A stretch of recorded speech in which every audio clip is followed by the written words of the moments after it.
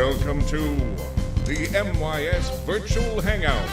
Here's your host, MYS Music Director, Raul Gomez.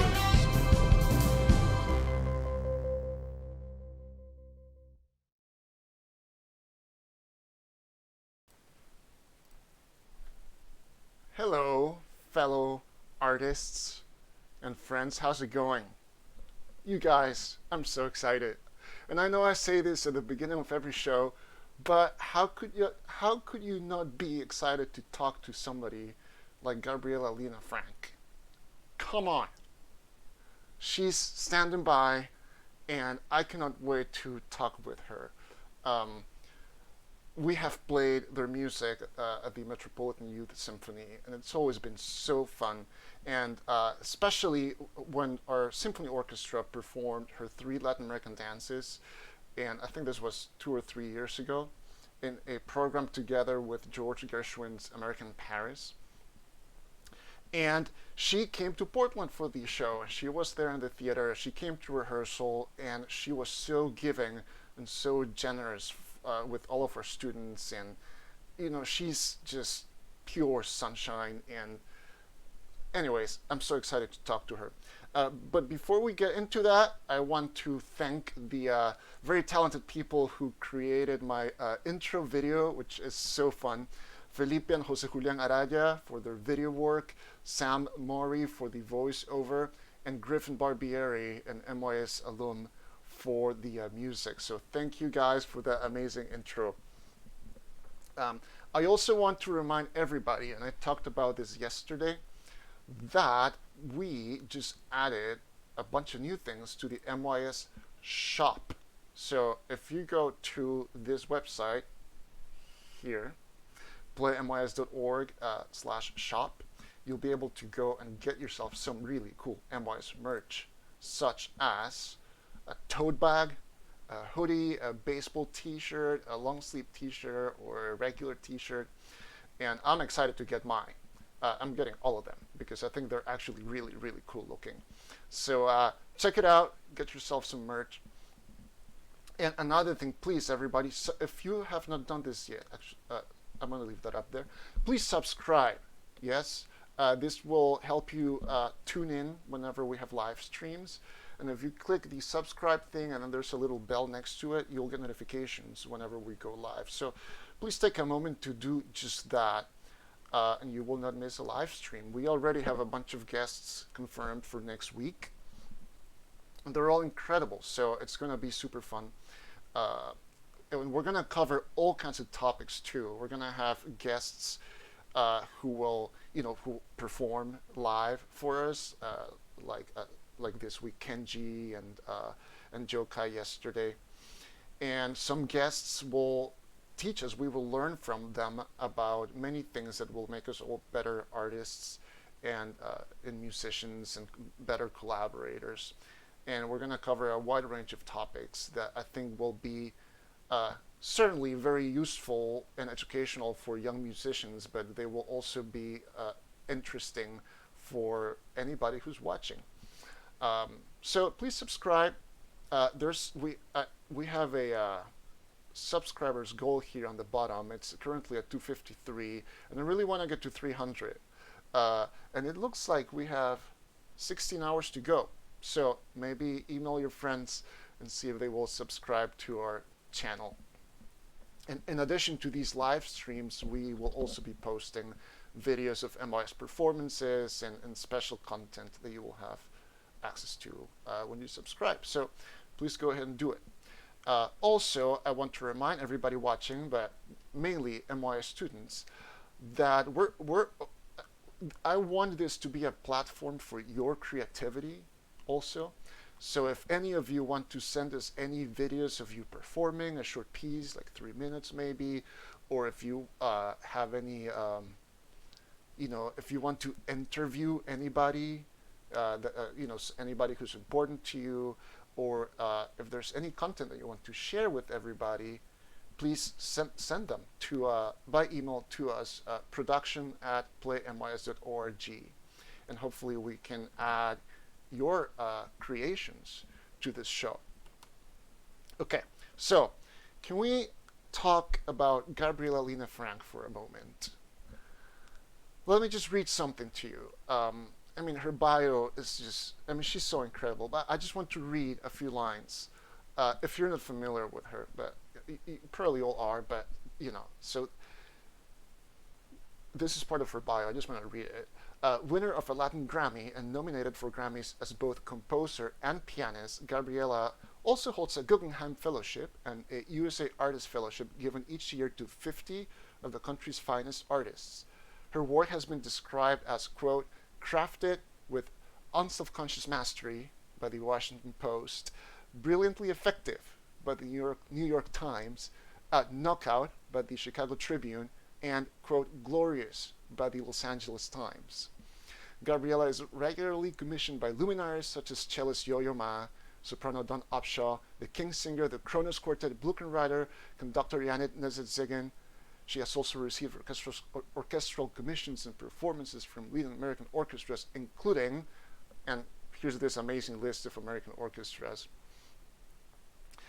She's also currently the composer in residence with the Philadelphia Orchestra, no less. And she has amazing accolades.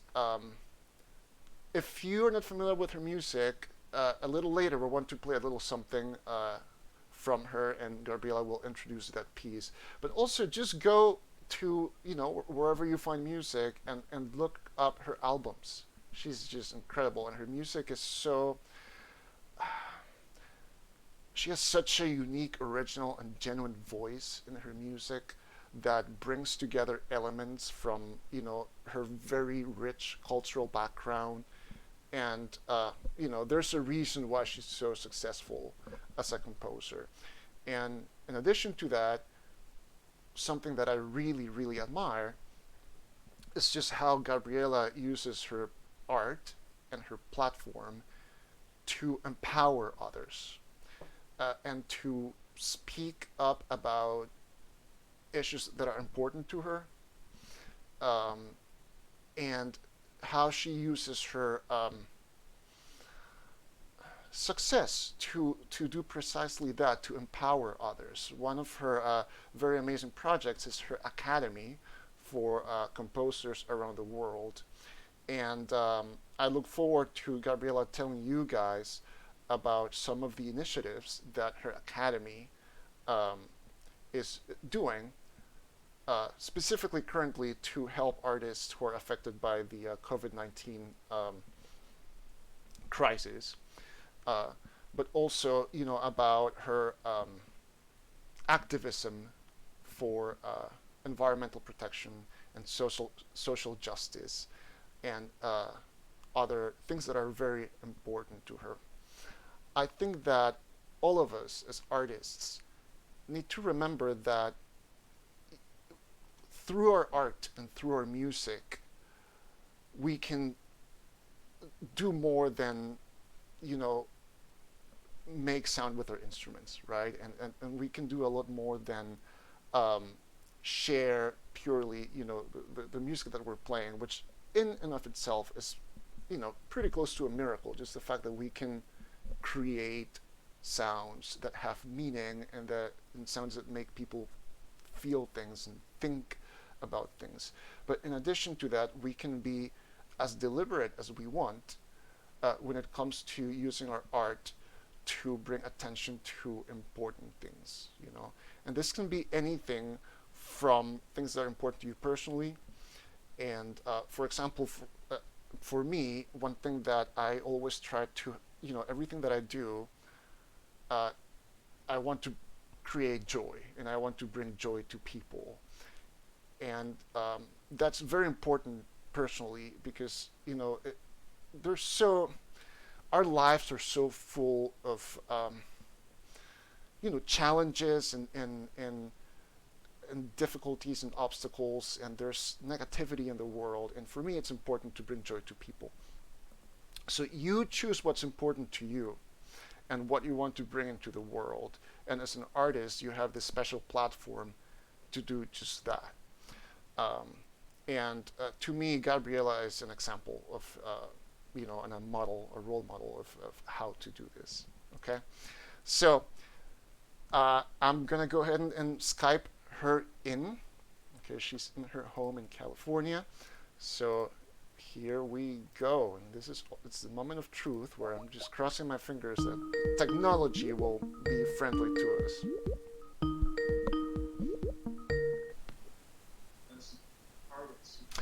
There you are. Hey, Hey, Gabriela, how's it going? watching you on YouTube. You're doing Okay, two things at I once. know there's a delay that's gonna be really weird. How's it going? Good. I'm just gonna mute you over here. Yeah, Okay. cool. So Yeah. I'm gonna put you now up on the screen, and let me just adjust here the image. How's it going? It's so good to see you, and so good to hear your voice. Likewise. Thank you for having me on the show. Yeah, yeah. So I was just telling everybody you were listening, and all the amazing things that you do, and I'm such a big fan of you, and I know that many of our young musicians are too. We've played your music, and you come to Portland here, pretty regularly, and Yeah. we're just big fans. So let me ask you first. I mean, of course, the thing that we're all currently dealing with is this major shift in how we spend our time daily, right? So, how has this crisis specifically affected your day to day? Well, like a lot of my performer friends and composer friends and conductors and teachers, the spring was slated to be a very big one. And I had four premieres that were scheduled, a couple of them orchestral. And I was going to be doing some residency with my academy that you were just mentioning. And we had premieres scheduled of my mentor composers. And that just fell by the wayside. And there were a couple of talks I was going to give. And this was just a critical time period for a lot of us. The spring is always rich with Yes. activities after we've been active all through the season, but this is when everything really gestates and comes together. So there was that. I have elderly parents, so we are very much in touch with them. They live in the Bay Area, about 2 hours south of where I live now in Mendocino County in California. And so we've been checking up on them and making sure that they have everything that they need. But it's certainly, a moment to reset, not in a comfortable way necessarily, and to appreciate the good things we have, appreciate that we get to make art for a living, but also to realize how fragile our lifestyle is. It's very, very important that we exist and that we stay here and we bring joy, as you're mentioning, and we use that platform to do humanitarian work. To me, it's the same. Artistic work needs to also be humanitarian work. But a crisis like this just brings it all together. It's hopefully a once in a lifetime kind of occurrence, and that should forever change us. Yes. So I want to read just two sentences that you wrote, and this happens to be your little Facebook bio. You know how you have a little bio on Facebook. So Yeah. yours is two sentences, and those sentences are a concerned citizen, and I compose. Yeah. So will you speak to that? Is this sort of the relationship that you've always had with your art, or is this something that you have come into with time? Both, actually. I wouldn't be here except for a civic initiative or an initiative of citizenship. So my father was a Peace Corps volunteer, and he was a World War II baby, from a Jewish Bronx family, and born in the 40s. Of course, Jewish American culture was one of looking aghast at what was happening across the Atlantic over in Europe. So he was born with the sentiment of the world being a very dangerous one, but one in which ordinary people need to engage.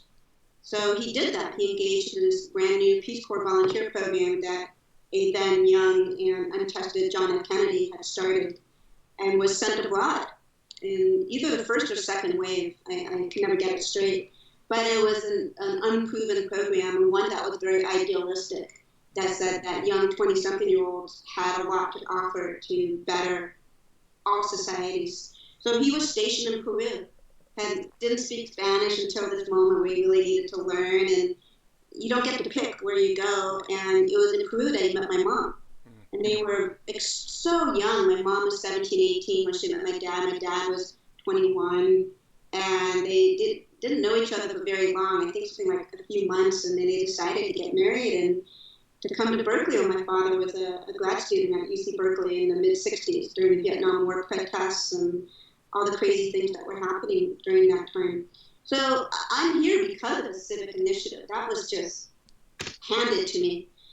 And then when I discovered it was possible to be a composer right before I went to college, up to then I was scholastically an overachiever, and I thought I was going to study political science and go to law school. Because during the late 80s, when I was coming of age, was the time of Gorbachev and Perestroika, and the wall hadn't fallen just yet, it was about to. So it was a really tumultuous time. And often young people come of age and are affected by the events going on. I think this generation coming of age now are going to be very affected by climate change, gun violence, this pandemic that's going on. And we need to recognize that that's imprinted for the rest of one's life. So I was certainly imprinted by seeing the Soviet Union fall, which seemed like it would never fall and transform. But then I discovered music. And so I thought of myself as a citizen first. And I was doing music all along, but I discovered that it was a professionalized endeavor.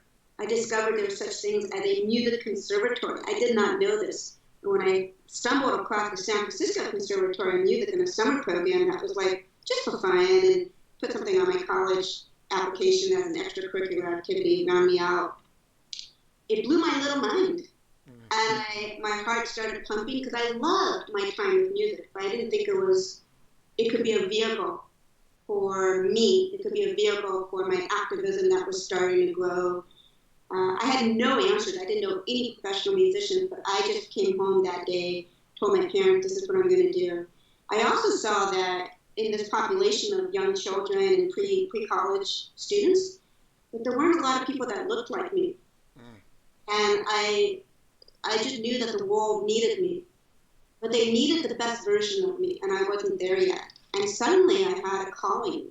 It just seemed like it was handed to me. So I just went and just took a step after step after step over the years. And as I did so, as my skill sets grew and my life experiences grew, the activism became more secure, and I dared to maybe not have all the values that were put forth. So I didn't do competitions, for instance, and there can be a sentiment that if you don't do competitions, then you're not as good, or you're not going to be a real musician. We have a lot of weird myths, mythologies, but I just hung on to the good parts, and there were a lot of good parts of my conservatory training. So obviously I loved it. I was in there for 11 years until I got my doctorate, and I had some amazing teachers, and I worked on my own activism in spurts, because you're busy when you're in school. It can take a lot of time. I remember my father telling me when I started at Rice University and then got my doctorate at University of Michigan, he would say, you're at the University of Gabriela, don't forget that. And it made a lot of sense to me that I had to think of these two universities as a supplement to what I was going to teach myself, because they couldn't hand anything to me. And that's kind of audacious when your private teacher is just a giant in your life, and the values of all the other students around you freaking out about their life and learning this piece and doing that competition is all around you. But my father and my mom had set me on a certain kind of mindset early on. So it has stood me in good stead, and then I didn't expect a thriving career, and it happened. I had some lucky breaks. There's these lucky breaks that come up in a flash and then can disappear, and you have to have a lot going on so that one of them you may catch. But you have to make them as well. You can't be passive and wait for that phone to ring. You have to actively create a scenario for your art to thrive. And you can do it with the help of your teachers, people more powerful. So as I've gotten more successful, I started looking at it as leverage.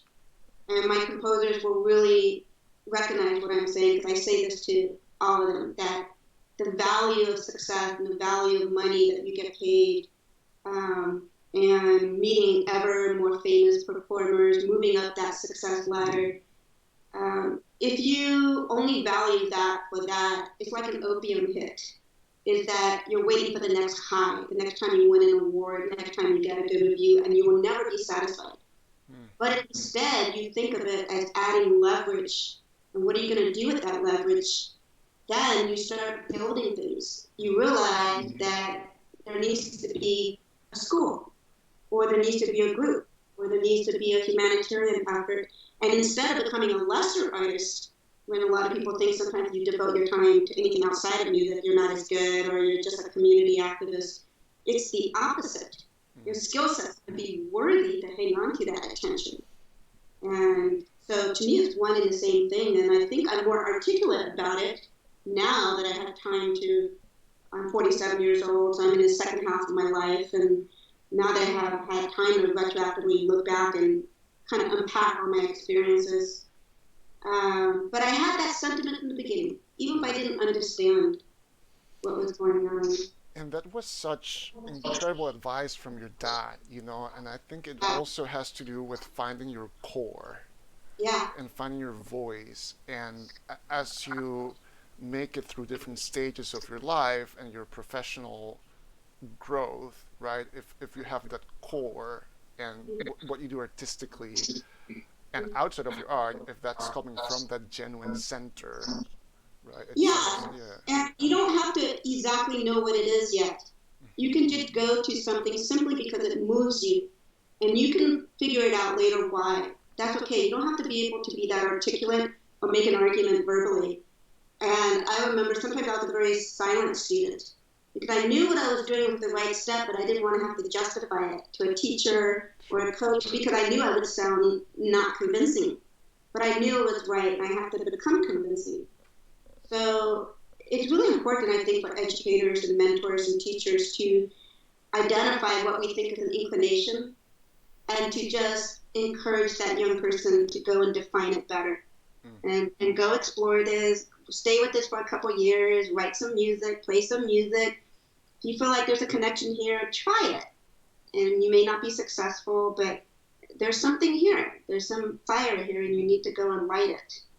So, and there's still a lot of stuff I can't identify now, but I know now to trust it, that I'm not going to give up on some sentimental inclination I have just yet. Cool. And so, speaking of convincing, how about we go now to our two truths and a lie segment? Because Sure. I love all of these 3 facts that you sent me, and I look forward to viewers voting on which one they think is the lie. So let me know when you're ready to read them, and I'll start pulling them up on the screen. Okay, so in the order that I submitted, right? Yeah. Okay, here we go. First statement. I have serenaded Justice Ruth Ginsburg on her birthday. Okay, so that's up on the screen. That's statement A, everybody. Here's statement B. Statement B. I can make feta, brie, and camembert. Okay, now that's up on the screen too. Statement B and statement C. I have serenaded Hillary Clinton on her birthday. Okay. These are awesome. I mean, I know one of them is a lie, but I want all 3 to be true. Awesome. So everybody, this is how this works. You're just going to comment with the letter that you believe is the lie, and then towards the end of our session with Gabriela, we're going to reveal the lie, and we'll talk about each of the statements too a little bit. Okay. So, Gabriela, you sent me a piece of music that we're going to play for everybody watching. So would you mind introducing that piece, please, and then we'll take a listen. So this is, right, the last few years have just gone a certain direction. I've been writing mostly orchestral music with some smaller ensembles. And ironically, for a long time, I considered myself a chamber musician at heart and a chamber music composer at heart. And I reluctantly went into the orchestra world unsure that I could actually orchestrate, and I wrote some bad orchestra music for quite a while because I was trying to make it chamber music until it suddenly clicked. So I remember almost overnight where I got the difference between chamber music and orchestra music, and I tried to tell my composers everything I learned so they can fast track their growth when these opportunities start coming. So I'm going to play for you something from a chamber work, and it was written about 10 years ago for the Alias Ensemble based in Nashville, which was under the directorship of Zaniba Bowers, violin, and Matt Walker, her husband, on cello. Both of them at that time Nashville Symphony musicians, fabulous, fabulous musicians, wonderful humanitarian people. And I wrote them a piece called Hilos. It's spelled Hilos, which means threads. Threads as in from the Peruvian tapestries of pre-Inca culture. And I felt like each movement was a thread that you could unravel from the piece. So these are character pieces that you mix and match between a quartet with the same instrumentation for the Messiaen quartet end of time. So with violin and clarinet and piano and cello. So this movement you're going to hear is the Zapatos de Chincha, which means shoes of Chincha, which is a southern coastal town famous for its black population and its Chinese population. And you have people there that speak Indian that are mixed race. I mean, talk about like interesting racial and cultural diversity. So this is in the style of black Peruvian music, Afro-Peruano music, and it's for just the clarinet and the cello. Zapatos de Chincha. Okay, thank you, Gabriela, and here we go.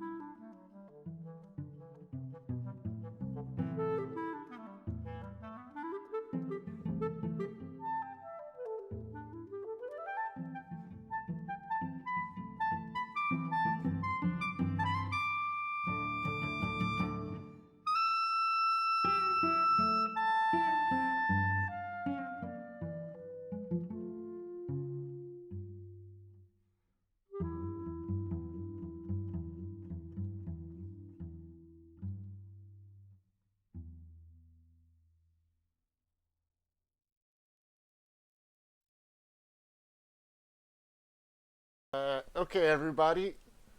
Okay, let me see. Okay, please get your emoji applause out and give Gabriela Lena Frank a big emoji round of applause. That was Zapatos de Chincha from Hilos, performed by the Alias Ensemble. And now Siniba is in Italy currently. Yeah, they did this really amazing thing where the they quit their jobs, Zaniba and Matt, and it's really rare to have a husband and wife or a couple hold down a job in the same orchestra. And this is a Grammy-winning orchestra, and they sound just amazing. They're in a really wonderful town to live in as well.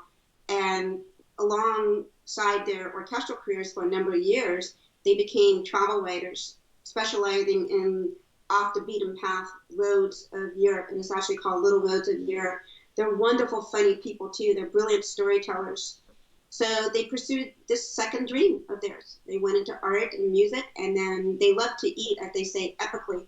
So their travels in Europe is always about finding that one incredible restaurant in an unmarked place, with these incredible bottles of olive oil, liqueur, and so they bought a small apartment in Soriano, I believe, and within a couple of months of landing there, they only moved last fall. This hits, this pandemic hits, and so Zen actually has an article out right now in Newsweek that you can read, in which she's voicing her concern for how we're handling the pandemic here in the United States. It's been just devastating. But they've been playing music from their balcony. Yeah, I've been following their social media, and it's amazing that they're doing that. They're great. That's an example of citizenship. Yeah. This is what it means, and they are incredible musicians and talk about community and being just as worthy outside of the concert hall as they are inside, if not more. Yeah, cool. So let's move on to our little fun segments that we do, Gabriela, and let's start with what are you into? So this is where you share about anything you're into these days that's not directly related with your professional activities. I'm going to move my camera. I don't know if you can see out there. Oh, yes. So where I live now, I left the Bay Area, where that's very familiar to me, where I'm from, about 4 years ago. And a dream of mine was to get back to the land and grow my own food. But when I was still living in Berkeley and Oakland, I joined a little movement known as the urban homesteading movement, which are people that live on concrete that feel like we can have chickens and have our own eggs and have goats and get our own milk. And so, and to garden and grow our own food. And so I learned how to make soap and lotion and all these sort of homesteading skills. And I grew up making a lot of my own clothes with my mom. And we didn't have a lot of money, so that was something that I've been wanting to get back into. And so the next step was to leave the city. Although I thought I was going to do that in the city, there's kind of a cultural pride in being able to make concrete grow a tree. Sure. But I met my husband, and between the two of us, we decided to move out here. So we have about 20 acres of redwood land. We're in this beautiful wine country. We live in a town of about 1,100 people. And you're only 2 hours away from San Francisco, but it feels much farther. Mm-hmm. And it's where we hold my academy. And my goal is to offer my composers a beautiful experience that helps them reset, get them out of their natural environment and get closer to the land. And we cook our food, so they're often in my gardens picking stuff that we'll cook for dinner at night. So I'm very much into this, and I think it has been a way for me to sometimes decompress from a very urban, even jet-setting lifestyle. Yeah, it's. I mean, talk about a sanctuary. Yeah. That sounds wonderful. And just looking out your window, all those trees. Yeah. That's pretty cool. Yeah. I feel very lucky to be here. We've had some issues with fires, and if you're in Oregon, you know that this has not been that distant from you as well. California has been apocalyptic, and it was something completely unexpected for me. But it's very amazing once you find a home like this. Gosh, how quickly you fall in love with the land and the people, and you want to be a steward of the earth. You want to help get Pachamama, Mother Earth, back to a healthy state. Yeah, that's wonderful. Okay, our next little segment, Gabriela, is Say what? Say what? Okay. Yeah, and this, Uh, you share something surprising or yeah. unexpected. Well, I have these two pinkies. They're double jointed. You want me to show you how they're double jointed? Whoa, yeah. Okay. Pinky number one. Whoa.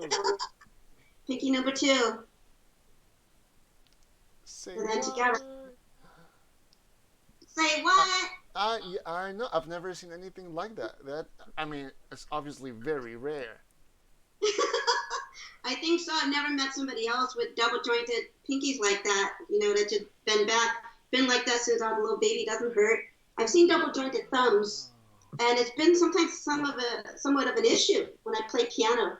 Is that my pinky starts like flopping back, and I have to really kind of build a muscle here so that it stays structural rather Wow, than very flopping. cool. Yeah. Do you know of anybody like in your your parents, grandparents, anybody in your? No, they think I was a changeling that I would just drop on their porch. This is not anywhere. Wow, cool. That is very unusual and surprising.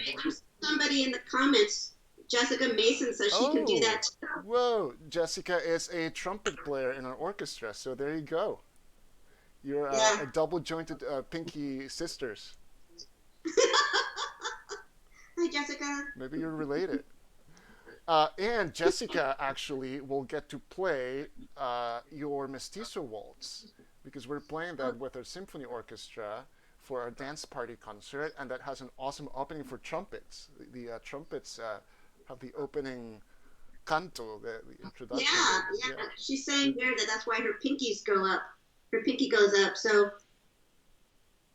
Oh, okay. Well, there you when go. you find that opening, she'll have. You'll see. Don't get thrown by it. She's not the conductor. You're the conductor. Very cool. Hey, small world. I love that. Gabriela, let's go ahead and let's reveal your lie.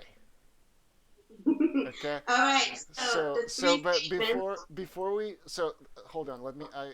I need to adjust the size of your Skype screen on my screen before I do it. So I have all three statements up on the screen. So let's go ahead and reveal one of your truths first. Okay. Well, I was just talking about having chickens and how people around me had goats, and I learned how to make cheese as well. So one of the truths is going to be I can make feta and brie and camembert. I have an extra little wine fridge in which I cure my cheeses, and then because they're just at the right temperature. And I have penicillin that you buy and you inoculate your cheese blocks so that they get that nice rind that you see on brie and camembert, and you buy your cultures. And what I loved about this was I would go on my trips for my concerts over the years, and I would start the cheese, and it would be done when I got back because it needs to mature and it takes time. So About how long? And is it different for different types of cheese? Yeah, it is very different. So what's amazing about cheese is that the same product, a milk product, could be goat milk or cow milk or sheep milk, produces all those flavors and all of those textures and have a different expiration date and densities as the same thing can make that. It's all dependent on the culture and the temperatures that you're using and how you cut the brie and the curds, the different shapes that you cut them, produces wildly different kinds of things. So feta can be done in like 3 to 5 days, and that's considered a beginner's cheese. You have to work so hard to mess it up. You have to throw off the temperature 25, 30 degrees. You have to put twice as much salt. You have to not cut the cheese right, and it's still going to come out really good. You mean feta specifically? Feta. Okay. Feta. That's the cheese that is the gateway cheese. And when I make it with my friends, we start off with feta, and everybody's amazed. You know, it tastes so good and the right kind of texture. You can customize feta. Do you like it extra sharp? You like it mild? A little like composing, like music. Yeah. You can like take the tempo up. You can make it more lyrical. You can do that with a food product as well. Brie and camembert are not that difficult. You have to be a little more precise. The hardest cheeses, which I've not made successfully, are things like Havarti, cheddar, like the truly hard cheeses. Yeah. And it's one of the reasons why it's usually larger organizations, not the farmsteader, that makes these at home. But these three cheeses are definitely doable by anybody. And have you gotten into wine pairings for your own cheeses?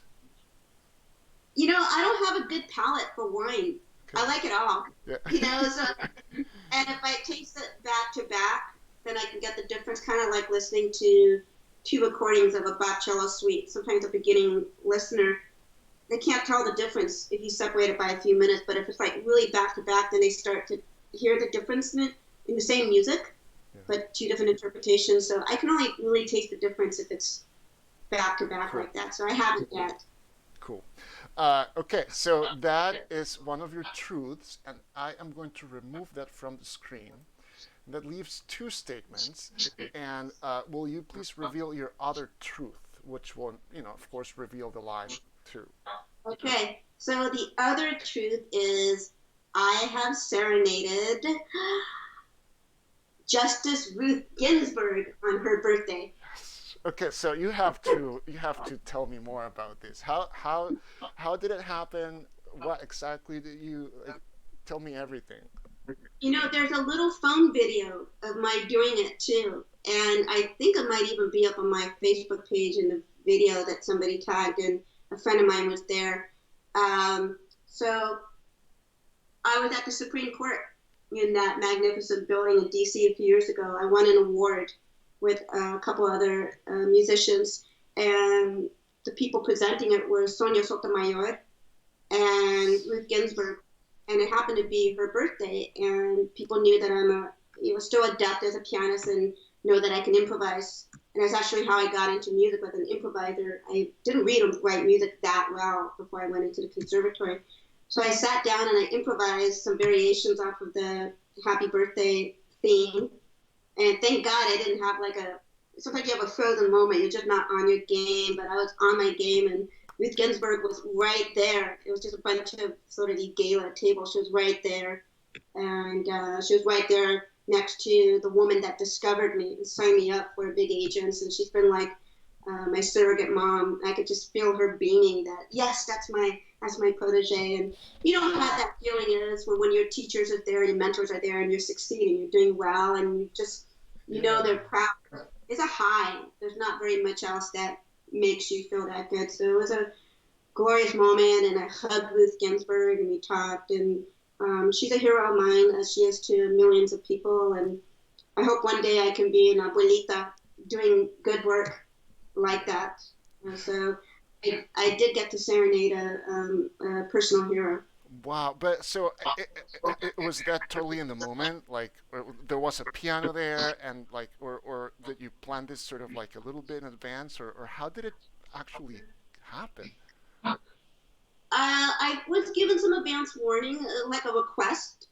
I don't remember. I know I didn't practice. I thought about it, and I realized, oh my goodness, this might happen. Don't get too complicated, and don't do anything. You're not gonna be able to warm up. So you start strategizing that way. I had that kind of time to get my brain around it, Yeah. and then you just sit down and just do it.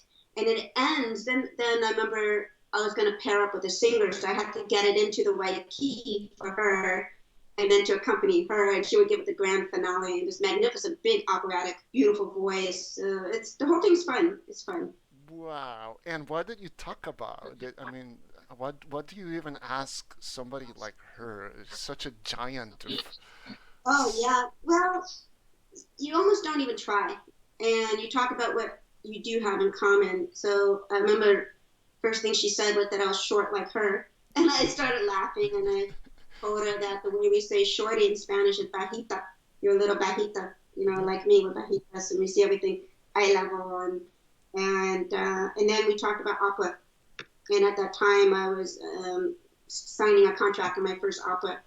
So she said to tell her office like when the opera is going to be premiered, which is next year, um, and to let her know. And she was extremely gracious and fragile. That's what I remember too. That she feels very physically fragile when you're hugging her, but she's just a core of steel and determination. Yeah. And she knows what a giant she is, and how important that is for her to uphold that. And it was very inspiring, and it was a call to all of us to be justices in our own world in that way, Yes. and to understand what she was using her platform for. And this is the same kind of calling that all of us have. None of us are insignificant. So it was really meaningful, very meaningful to me. That is so cool. Did you also get to talk to Justice Sotomayor? Yes, I talked to her too. And I remember her making a joke saying, "Can you do this on my birthday?" And she was like saying, "Let me look up when my birthday is." And she was looking at her calendar. She's mischievous. She's got a real great sense of humor. Um, My God, and that's I met so her. cool. Yeah, yeah.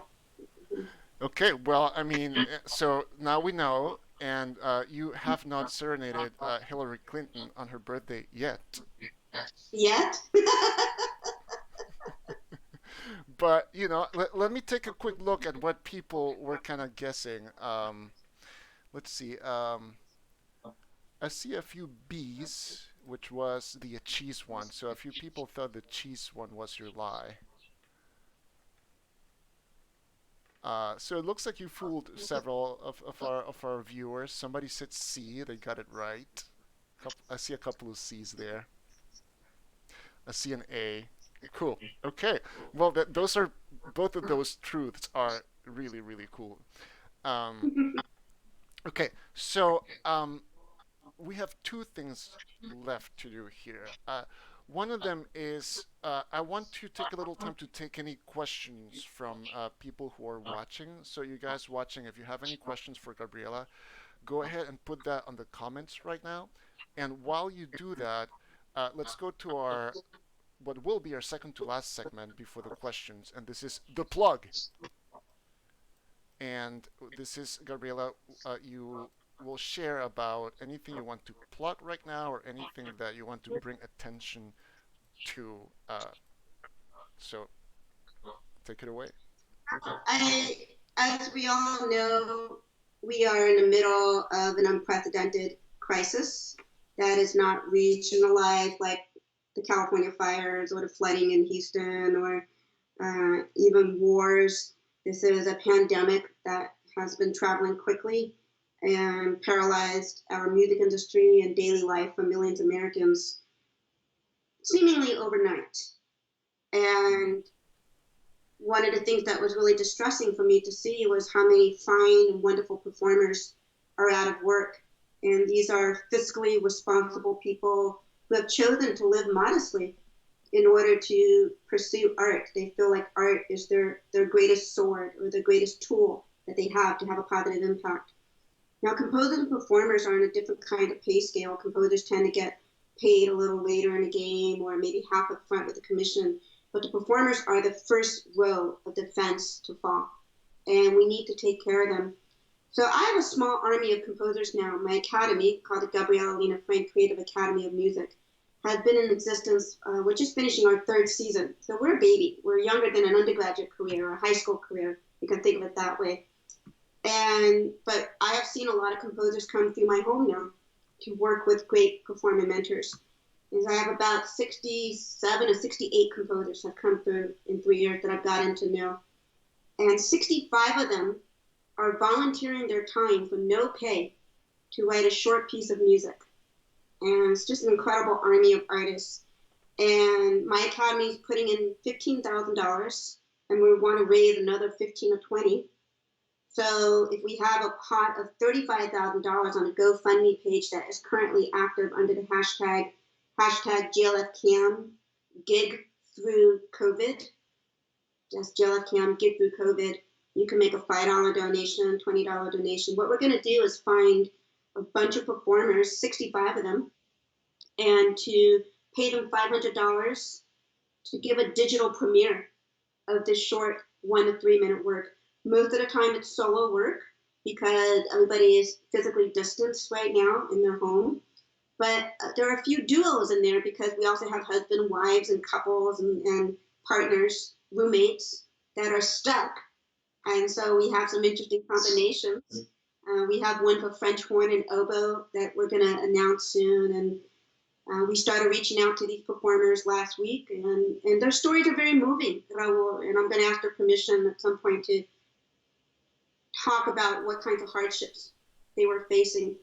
Yes. And it's very diverse, all walks of life, and sometimes a little surprising. You think that a well-known musician is financially, has something in a savings account, and so I would like to make a plug to anybody that wants to help out and be part of this effort. And my composers are throwing in all their time, and the idea is for them to compose quickly. I told them the performers need the money now, so once we make the pairing, you have 1 to 2 weeks to write this piece. If you can get it done quicker, so they can just start working on it and get paid as soon as possible.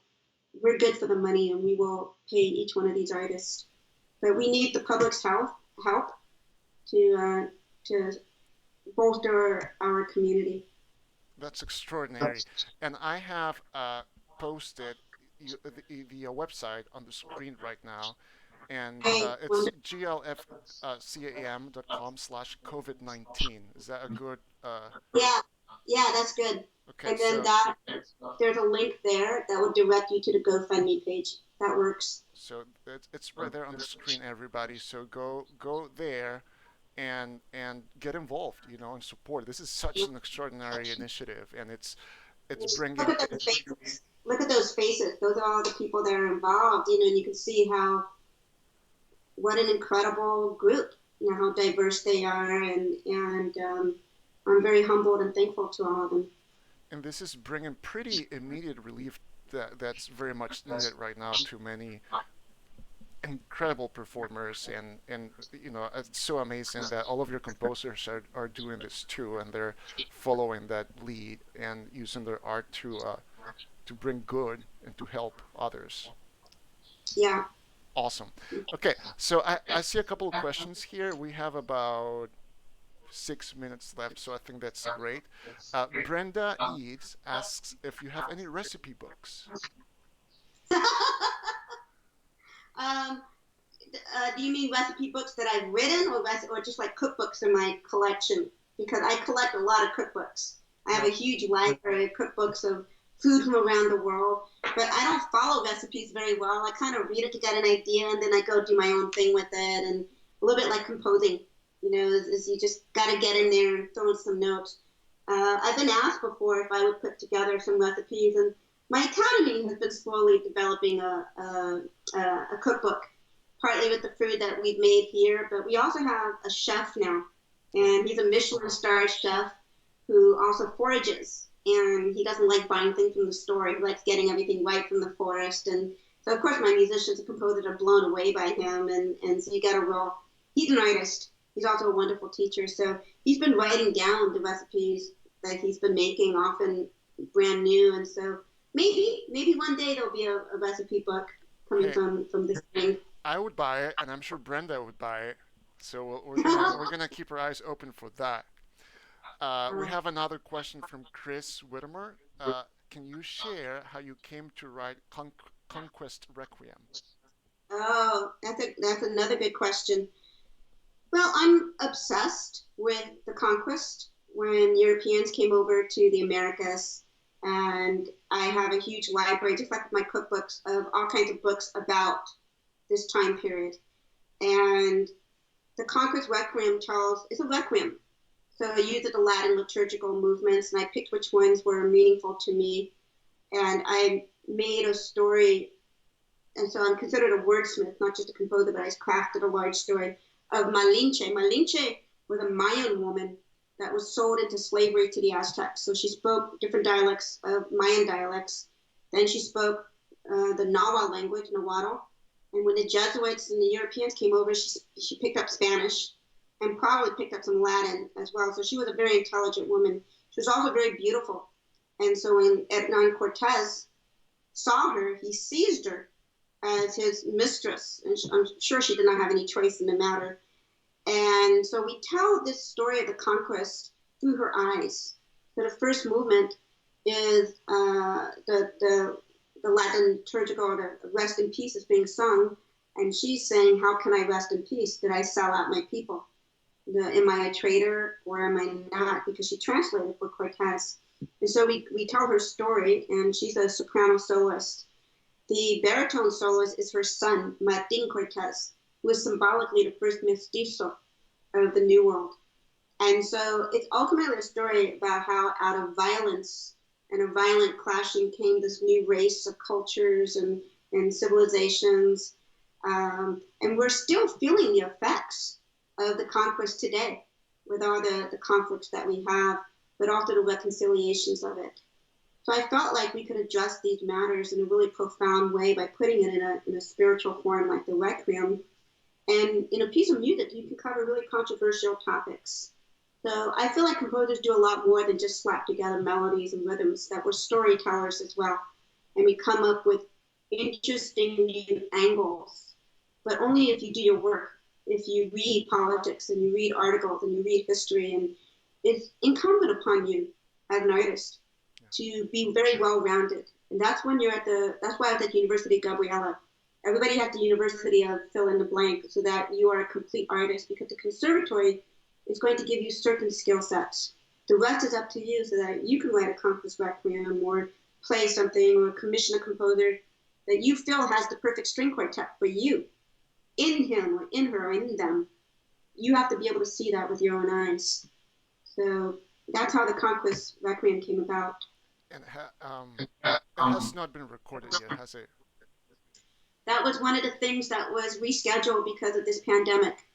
The recording was scheduled for this week. Oh, is that this okay? With the Nashville Symphony for Naxos. And that's one of the things that fell by the wayside, but we are rescheduling it. And so it's just a matter of time. And with the original soloist that I wrote it for, Nashville will kill it. They have an incredible choir as well. And do you have any idea of a timeline for that now, or is it sort of up in the air at this point? I mean, we're hoping, but it depends on the virus. The virus is on its own timeline, so we can only just wait. Yeah, well, I look forward to that recording, and I know many of us and our students do too. Gabriela, it was so awesome to have you on. You shared so much, just amazing advice for young musicians watching, and I'm a big fan of your music and your art, but also just as much a fan of how you use your art and your platform, and you're an inspiration. And we look forward at MYS to playing your Mestizo Waltz with our symphony orchestra and Leyendas with our string ensemble in collaboration with the young dancers from Body Vox. So thank you. It's great to talk to you. And we'll be in touch. We'll be looking forward to your recipe book and the recording of your requiem. All right. Okay. Bye-bye. Thank you. Bye. You guys, am I right? She's just incredible and such a force of nature, and one of those people. I feel like some people witness history and some people make history, and Gabriela is definitely making history. She's such a positive force in the world. So I'm very thankful that she spent some time with us. And well, in the last couple of minutes that we have left, I want to share with you our guests for next week. We have an amazing lineup. On Tuesday, Charles Noble, who's Associate Principal of Viola with the Oregon Symphony, and also a writer, a creator.